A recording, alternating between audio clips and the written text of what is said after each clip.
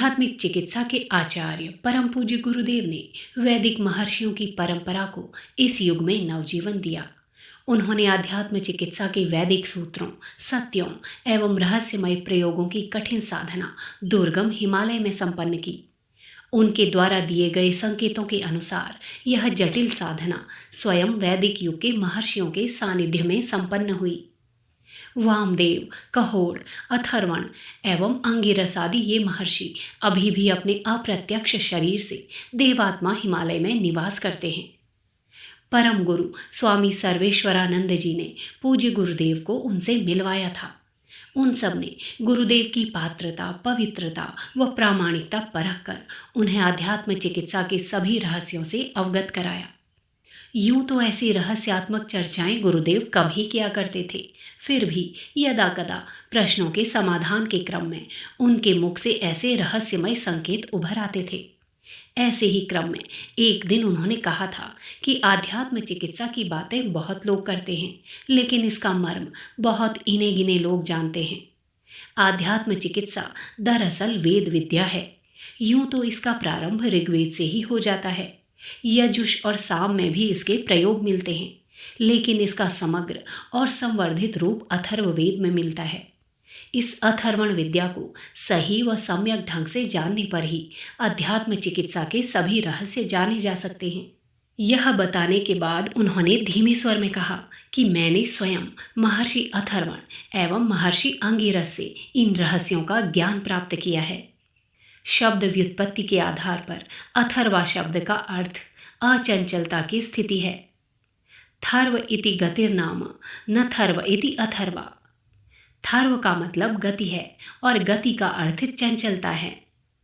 शारीरिक, मानसिक और बौद्धिक सभी प्रकार की चंचलता को अथर्व विद्या की अध्यात्म चिकित्सा से नियंत्रित करके साधक को संपूर्ण स्वस्थ और स्थित प्रज्ञ बनाया जाता है। परम पूज्य गुरुदेव के मुख से हमने एक और बात सुनी है। वे कहते थे कि वैदिक वांग्मय में अथर्ववेद के ब्रह्मवेद, भैषज्य वेद आदि कई नाम मिलते हैं। इन्हीं में से एक नाम अथर्वांगिरस भी है। इसका सत्य यह है कि अथर्वा और आंगिरस ये तो अलग अलग ऋषि थे। इन्होंने ही सर्वप्रथम अग्नि को प्रकट करके यज्ञ चिकित्सा का आविष्कार किया था। अथर्ववेद में अथर्वा ऋषि द्वारा दृष्ट ऋचाएं अध्यात्म परक, सुखकारक, अभ्युदय प्रदान करने वाली और श्रेय प्रेय देने वाली हैं, और आंगिरस ऋषि द्वारा दृष्ट ऋचाएं अभिचार परक, शत्रु संहारिणी, कृत्यादूषण, शाप निवारिणी, मारण, मोहन, वशीकरण आदि प्रधान हैं। सार तथ्य ये है कि आथर्वण मंत्र सृजनात्मक है और आंगिरस मंत्र संहारात्मक है। अथर्ववेद में आथर्वण और आंगिरस दो प्रकार की चिकित्सा विधियां होने के कारण अथर्ववेद को अथर्वांगिरस कहा जाता है। शब्द व्युत्पत्ति की दृष्टि से हम अथर्वा का मर्म तो जान चुके। अब यदि आंगिरस का मर्म अनुभव करें तो शब्द व्युत्पत्ति आंगिरस का अर्थ अंगों में प्रवाहित होने वाला रस बताती है। मनुष्य शरीर के प्रत्येक अंग अवयव में प्राण रस प्रवाहित होता रहता है। इसी प्राण रस का प्रवाह प्रत्येक अंग अवयव को सक्षम और सशक्त बनाया करता है। इस रस के सूखने पर या अवरुद्ध होने पर अथवा इसका अभाव होने पर इंद्रियां शिथिल और निष्क्रिय हो जाती हैं और इनका कार्य व्यापार ठप पड़ जाता है। जब मनुष्य के शरीर की यह स्थिति होती है तब उसे लकवा, फालिज और मधुमेह आदि रोग हो जाया करते हैं। शरीर में प्रवाहित होने वाले इस रस में जब विकार उत्पन्न हो जाते हैं तब अनेकों तरह की विकृतियां और व्याधियां पनपने लगती हैं।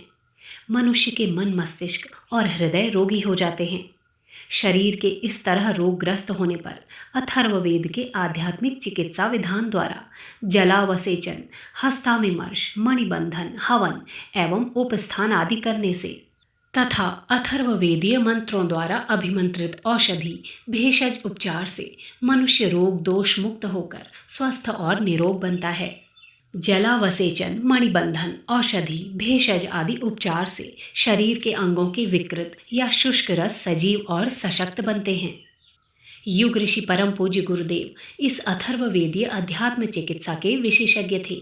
उनका कहना था कि असाध्य रोग, भयंकर दुर्घटना, मारण, कृत्य आदि अभिचार कर्म, दुर्भाग्य, दैत्य और प्रेत बाधा, पागलपन को आध्यात्म चिकित्सा का मर्मज्ञ केवल सिर पर जल छिड़क कर या सिर पर हाथ रखकर अथवा मणियां बांधकर दूर कर सकता है।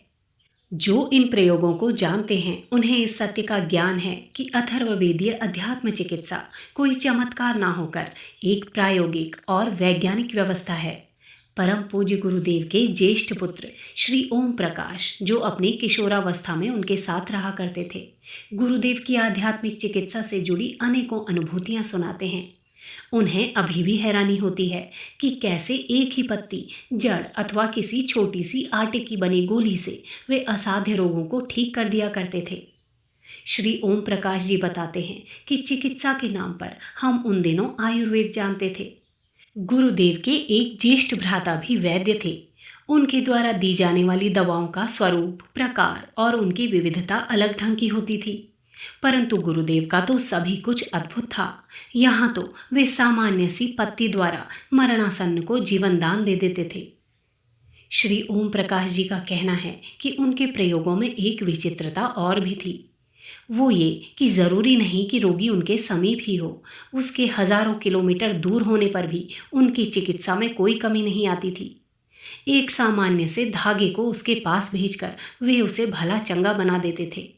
वे कहते हैं कि उन दिनों मैं तो अनजान था, पर आज लगता है कि सचमुच ही यह अथर्ववेदीय आध्यात्मिक चिकित्सा थी। शांति कुंज में तप की अवधि में परम पूज्य गुरुदेव अपने विश्व कल्याण संबंधी उच्च स्तरीय प्रयोगों में संलग्न हो गए थे और उनकी चिकित्सा का स्वरूप संकल्प प्रयोगों व इच्छा शक्ति तक ही सिमट गया था। रोगी अभी भी ठीक होते थे, उनकी संख्या भी पहले से अनेकों गुना बढ़ गई थी, किंतु अब प्रयोग प्रक्रियाएं बदली हुई थी। अब इन अनेकों के लिए उनका संकल्प ही पर्याप्त था।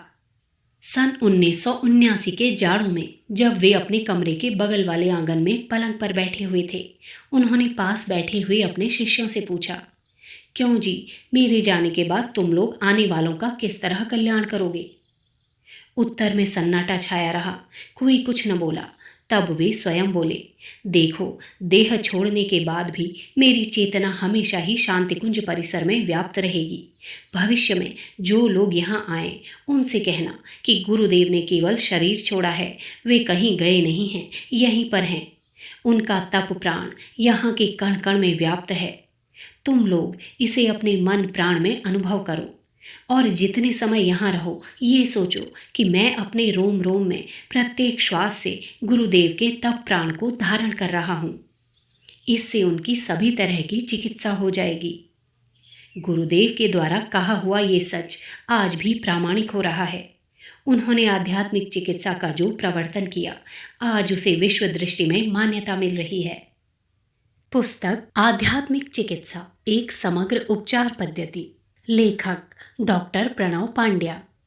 अगर आपको हमारी ये वीडियो पसंद आई हो तो इसको लाइक करें, कमेंट और शेयर ज़रूर करें और हमारे YouTube चैनल ऋषि चिंतन को सब्सक्राइब भी कर लें।